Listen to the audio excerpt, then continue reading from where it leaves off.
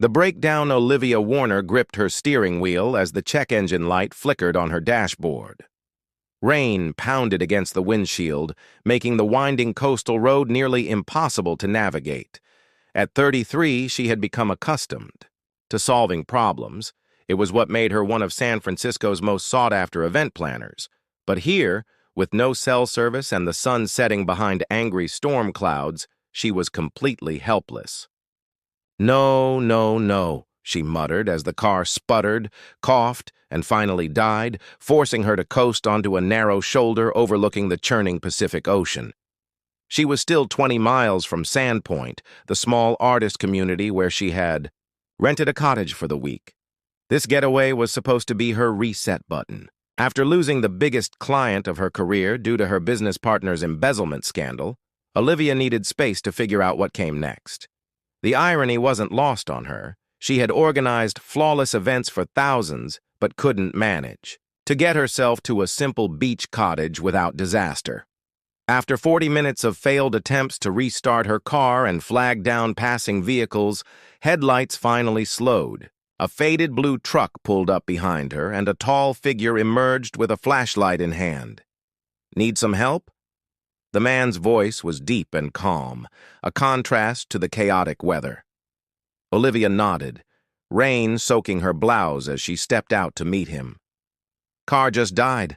I've tried everything." Under the beam of his flashlight, she could see he was probably in his mid-30s, with dark hair tied back, a neatly trimmed beard, and eyes that seemed to hold more years than his face suggested.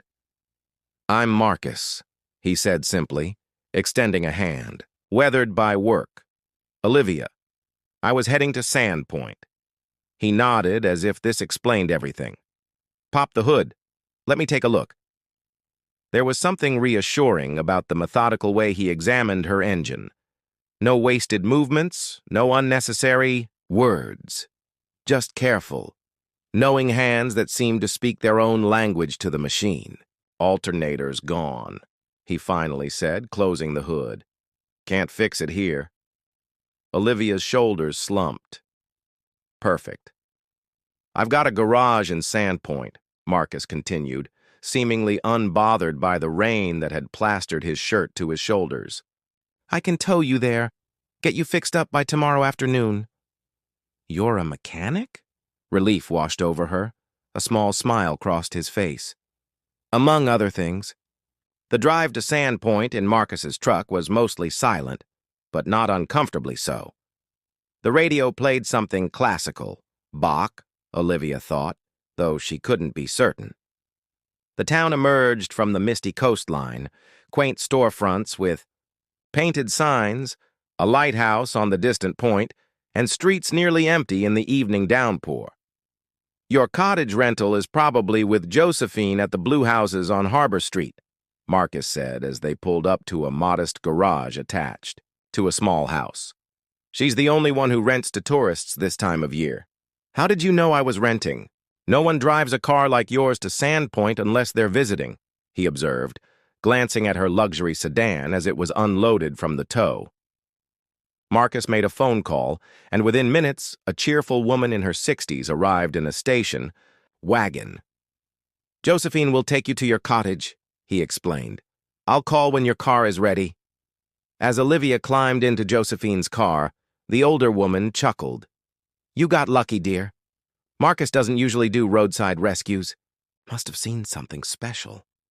"Or just someone desperate in the rain," Olivia replied, looking back at the mechanic who had already turned his attention to her car, seemingly oblivious to the storm around him.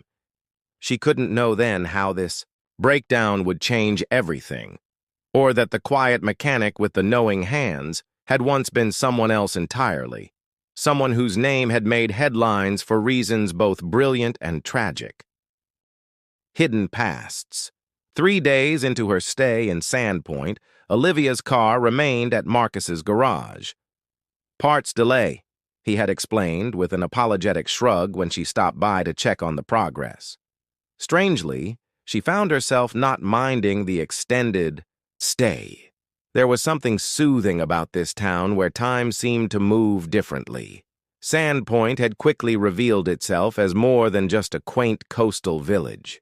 It was a haven for artists, former corporate burnouts, and people seeking simpler lives. The coffee shop doubled as an art gallery. The bookstore hosted philosophy discussions on Thursday evenings. Even the local grocery store showcased handmade crafts from area residents. Olivia spent her second morning exploring tide pools along the rocky shore, finding unexpected delight in discovering tiny ecosystems that thrived despite the crashing waves around them. That afternoon, she wandered into a woodworking studio, where local artisans sold their pieces. Her fingers traced the smooth curve of a hand-carved salad bowl when a familiar voice caught her attention. White oak. Takes about 3 weeks to make one that size?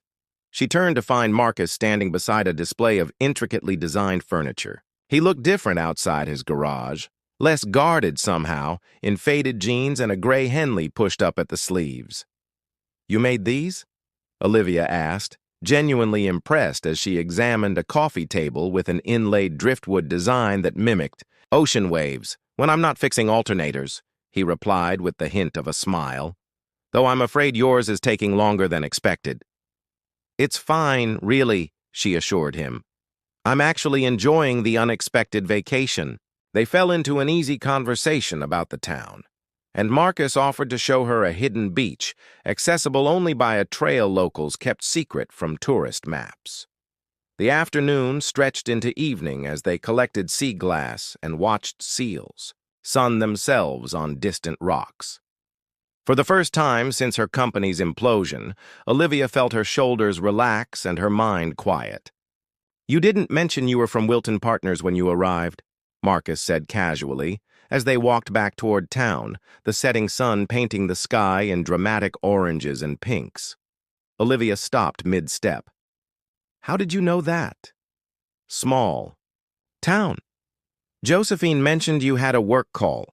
Said you mentioned something about damage control at Wilton." His expression remained neutral. "The embezzlement scandal made national news." "I wasn't involved," she said quickly, then sighed. "But it doesn't matter. The company's reputation is destroyed, and mine along with it. 15 years building something just to watch it collapse because my partner decided 7 figures wasn't enough." The bitterness in her voice surprised even her. Marcus nodded, understanding. In his eyes, sometimes the thing we build becomes something we don't recognize. There was something in his tone, a personal knowledge that went beyond sympathy, that made Olivia curious. "You sound like you've been there." Different circumstances. Similar lessons. He offered nothing more, changing the subject to recommend a restaurant for dinner. That evening at the Lighthouse Bistro, Olivia found herself seated across from Clara Newman, an energetic retired professor who'd taken the liberty of joining her table when the restaurant filled up. Clara had apparently lived in Sandpoint for decades and knew everyone's business. "So you've met our Marcus," Clara noted, sipping her wine after Olivia mentioned her car troubles. "Interesting man. Been here about 5 years now. Keeps to himself mostly." "He seems to know a lot about woodworking," Olivia offered. Clara's eyes twinkled. "Talented with his hands, that one, though I always thought it strange. Someone with his background fixing cars and making furniture in a town like this." His background. "Oh, I assumed you knew." Clara leaned forward conspiratorially. "No one talks about it much. That's how folks are here, respectful of privacy. But before Sandpoint, he was quite something else. Not my story to tell, dear, but there's more to that man than motor oil and sawdust." Olivia's curiosity was piqued, but she respected the unwritten rule Clara seemed to be following. Over the next 2 days, she found herself repeatedly crossing paths with Marcus.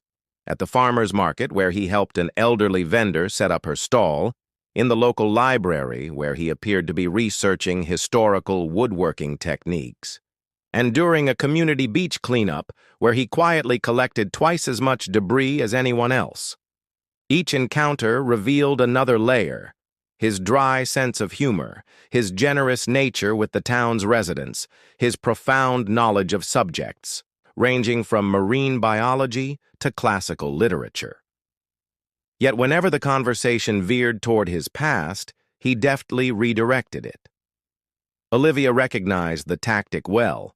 She'd employed it herself whenever questions about Wilton partners became too probing. Everyone had things they preferred to keep hidden, she reasoned.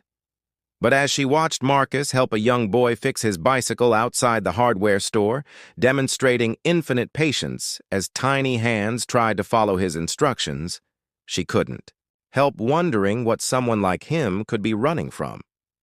What she couldn't know was that Marcus was wondering the same about her, and that both of their carefully constructed worlds were about to collide in ways neither could anticipate. Unraveling truths, the library in Sandpoint occupied a Victorian building perched on a bluff overlooking the harbor.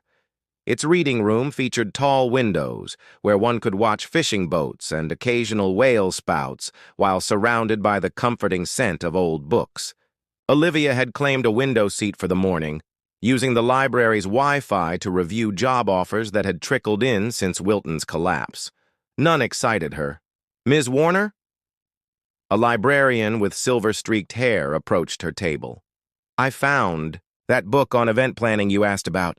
It was misplaced in local history." "Thank you, Mrs. Bennett." Olivia accepted the book, but her attention was drawn to the stack of bound newspapers the librarian carried. "Just organizing our archives," Mrs. Bennett explained. "We're digitizing everything before 2020. She set the stack down momentarily. Such a task, but fascinating reading. History happens everywhere, even in small towns like ours.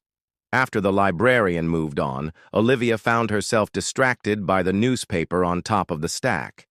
Its yellowed front page featured a familiar coastal landscape, Sandpoint from about a decade ago, judging by the absence of several buildings visible through the library windows now. She idly flipped through the brittle pages, enjoying this glimpse into the town's recent past. A small headline on page 3 caught her eye. "Local students win regional science championship." The accompanying photograph showed beaming teenagers with their project display. But it was the man presenting the award that made Olivia's breath catch. Though younger, with shorter hair and clean-shaven, wearing an expensive suit instead of work clothes, the face was unmistakable. The caption confirmed what her eyes could scarcely believe. Award presented by technology pioneer and Nexus Industries CEO, Marcus Devereaux. Her fingers trembled slightly as she quickly searched the name on her phone. The results were immediate and overwhelming.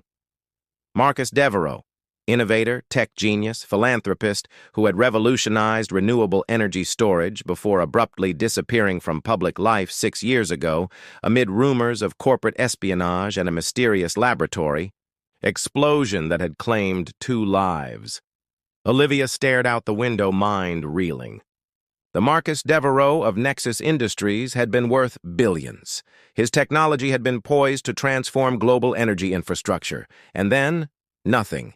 He had vanished completely following congressional hearings that ultimately cleared him of wrongdoing but left his reputation tarnished. And now he fixed cars and carved wood in a coastal town where no one seemed to care who he had been. Finding anything interesting? Olivia nearly jumped at the sound of Marcus's voice behind her. She closed the newspaper hastily, heart pounding. "Just some local history. What brings you here?" If he noticed her nervousness, he didn't show it. "Book on Japanese joinery techniques." He held up a volume. "Also, your car is finally ready." "That's great," she managed, studying his face for any indication that he knew what she'd discovered. There was none, just the same quiet composure she'd come to expect from him.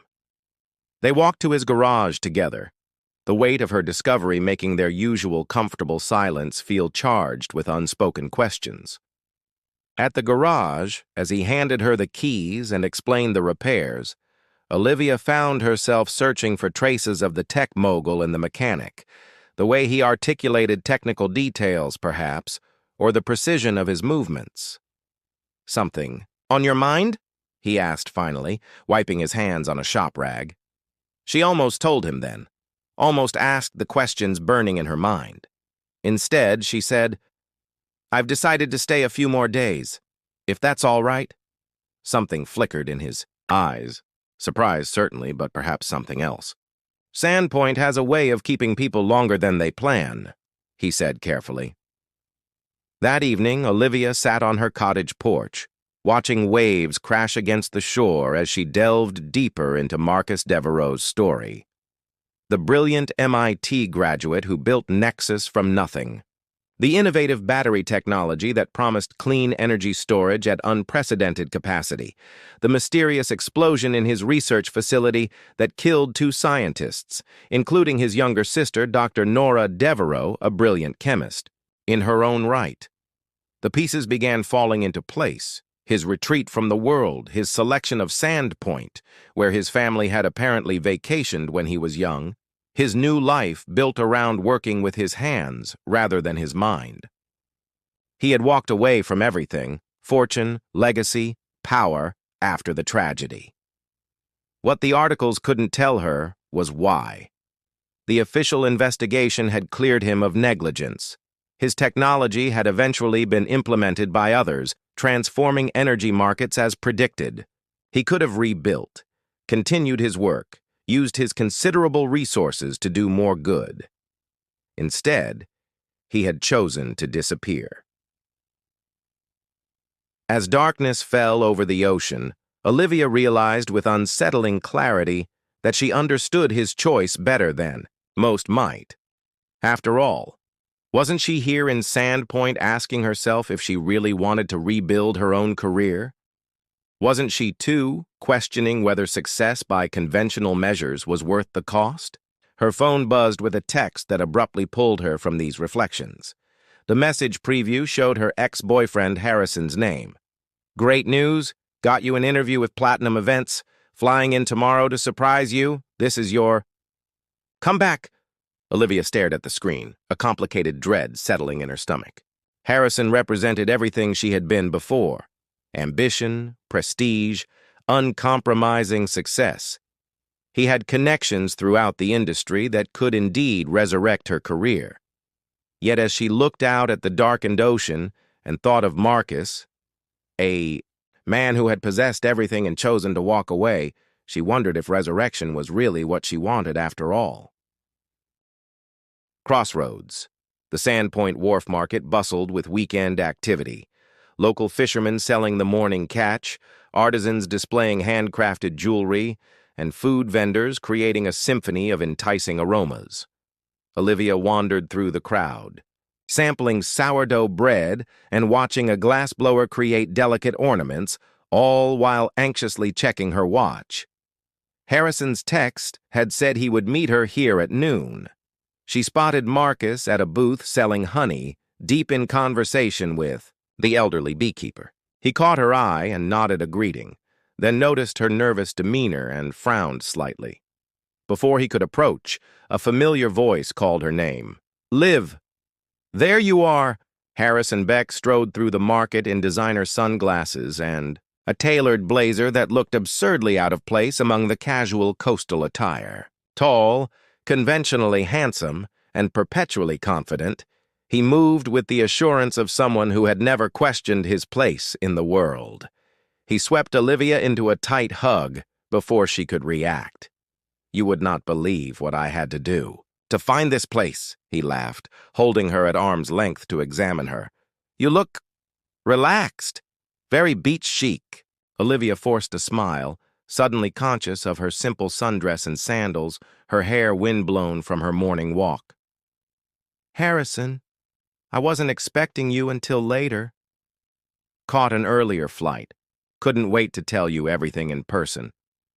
His enthusiasm was palpable as he launched into news about Platinum Events, a luxury event planning firm in Los Angeles that was looking for a new creative director. "They're specifically interested in you, Liv. Despite everything with Wilton, your reputation for innovation is still gold. This is bigger than anything you had in San Francisco. Celebrity clients, international events, 7-figure salary potential. Harrison continued outlining this vision of her professional resurrection. Olivia found her gaze drifting to where Marcus had been standing. He was gone now, and she felt an unexpected pang of disappointment. "So we've got the interview scheduled for Tuesday in LA, Harrison was saying. "I've booked us flights for tomorrow evening. That gives you time to pack up here and—" "Harrison," she interrupted, "I haven't agreed to any of this." He blinked, genuinely confused. "What's to agree to? This is exactly what you need. What we've discussed for your comeback. I've been pulling strings for weeks to make this happen." Olivia felt a familiar pressure building, the weight of expectations, of a predetermined path she was meant to follow without question. It was the same pressure she had felt throughout her career, always. Pushing forward, always reaching for the next achievement without ever asking why. "Let's talk about this over lunch," she suggested, needing time to organize her thoughts. "There's a nice restaurant on the harbor." At the Lighthouse Bistro, Harrison commandeered the conversation, outlining his vision for her future while barely touching his locally sourced seafood. Olivia found herself watching him as if from a distance, recognizing the ambition that had once mirrored her own. "You haven't said much," he finally noted, reaching across to take her hand. "I know Wilton's collapse was a blow, but this is your chance to prove everyone wrong, to come back stronger. Is that what I want, though?" The question slipped out before she could stop it. Harrison's expression shifted from confusion to concern. "Liv, this isn't like you. You've worked your entire adult life for opportunities like this." "Maybe that's the problem," she said quietly. "I'm not sure I know who I am without that ambition anymore." The conversation was interrupted by the arrival of Clara Newman, who stopped by their table with typical small-town familiarity. "Olivia, dear, I missed you at book club yesterday." Her perceptive eyes took in Harrison and the tension between them. "And you have company. How lovely." After brief introductions and Clara's departure, Harrison leaned forward. "What's really going on, Liv? You're not seriously considering staying in this picturesque but ultimately dead-end town?" "I'm considering what actually makes me happy," she replied, surprised by her own certainty. "And I've been happier this week than I've been in years." The remainder of the afternoon unfolded in a series of increasingly strained conversations as Harrison attempted to understand, then fix, what he perceived as a temporary crisis of confidence. By evening, they had reached an uneasy compromise. He would stay one more day, giving her time to come to her senses before their flight. As sunset approached, Olivia escaped for a solitary walk along the beach, needing space to think. She found herself following the shoreline to Marcus's small house adjacent to his workshop. Through the open garage door, she could see him working on a piece of furniture, his movements precise and focused. She watched for a moment, thinking about the man he had been and the man he had chosen to become. When he finally noticed her, he set down his tools and walked out to meet her. "Your boyfriend seems nice," he said without preamble, his tone carefully neutral. "Harrison isn't—" she began, then sighed. "It's complicated." Marcus nodded, looking out at the darkening ocean. "He's offering you a way back to your old life. How did you know?" A small, sad smile crossed his face. "It's written all over both of you. He carries himself like someone who believes success has a very specific definition." "And you don't?" she asked, the question loaded with everything she had discovered. The silence that followed confirmed what she already knew. He was aware that she had learned his true identity. Finally, he spoke. "I used to define success the same way, until I realized that every achievement was just another step on an endless staircase. What about all the good your work could have done? Your technology is changing the world, but you walked away." "After Nora died." His voice caught slightly. After the explosion, I realized I'd created a culture where results mattered more than people. My sister was brilliant but cautious. She would never have rushed those tests unless she felt pressured, pressure that came from my deadlines, my ambition. He met Olivia's gaze directly. Some mistakes you can't fix by doing more of what caused them in the first place. As darkness settled over the beach, they talked openly for the first time about his sister, about the weight of consequences, about finding purpose beyond ambition. Olivia shared her own struggles with defining herself through achievement, the emptiness that had lingered beneath her success even before Wilton's collapse. "You should go with him," Marcus said finally as they walked back toward town. "The opportunity sounds perfect for who you were." "But what if that's not who I want to be anymore?" she asked. He stopped walking. "Then you need to figure out who you do want to be. But don't use a small town and a broken-down car as an excuse to hide from the question." The gentle understanding in his eyes took any sting from the words. "Believe me, I know something about hiding." When they parted ways at the edge of town, Olivia felt a clarity she hadn't experienced in years. She had decisions to make about Harrison, about her career, about what success truly meant to her. And she suspected Marcus was facing his own crossroads, forced by her arrival to confront the life he had left behind and the one he had built in its place. What neither of them could anticipate was how thoroughly their paths had become intertwined, or how the choices they made in the next 24 hours would alter both their futures irrevocably. Finding Home dawn broke over Sandpoint in a spectacular display of pinks and golds, the kind of sunrise that reminded inhabitants why they endured winter storms and summer tourist invasions. Olivia sat on the rocks overlooking the harbor, a steaming cup of coffee warming her hands against the morning chill. She had barely slept, her mind circling through possibilities until exhaustion had finally claimed her for a few restless hours. Harrison was still asleep at the bed and breakfast where he'd booked a room, blissfully unaware that she had made her decision in the quiet hours of early morning. Their flight was scheduled for 7 p.m. She would not be on it. The realization had come not as a dramatic epiphany, but as a simple truth she could no longer ignore. The life Harrison offered, the life she had pursued for so long, no longer fit who she had become. Perhaps it never truly had. A text message alert interrupted her thoughts. It wasn't from Harrison as she expected, but from Clara. "Thought you should know. Marcus is leaving town. Today." Olivia's heart sank as she read the follow-up message explaining that Clara had stopped by his workshop with muffins that morning, only to find him packing his tools and preparing his house for sale. He had apparently been planning this move for some time, but had accelerated his timeline significantly. Without conscious thought, Olivia found herself hurrying along the coastal path toward his property. The morning light cast long shadows across the workshop where Marcus was methodically wrapping chisels and planes in protective cloth. "You're leaving," she said from the doorway, the words somewhere between accusation and question. He looked up, unsurprised by her appearance. "Time for a change." "Because of me? Because I learned who you are?" Marcus set down the tool he'd been holding.